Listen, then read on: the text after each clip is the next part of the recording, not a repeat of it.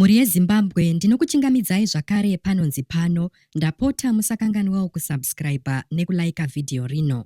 Wicknell Chivhayo azviita zvakare. Wicknell uyo anozivikanwa neupenyu hwemaoresa pamwe nekupa zvipo zvepamusoro zvemotokari achangobva kutengera mudzimai wake Lulu Chivhayo motokari chena yerudzi rweMercedes Benz, muchina wakapfava wepamusorosoro unokosha makumi ezviuru zvemadhora ekuAmerica.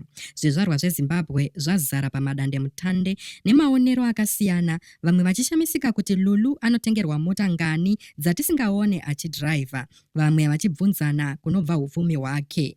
Aka akasike kutanga Wicknell kusepuraiza mudzimai wake nezvipo zvinodhura, kubva kuma-designer bags kusvika kuma-expensive lavish vacations.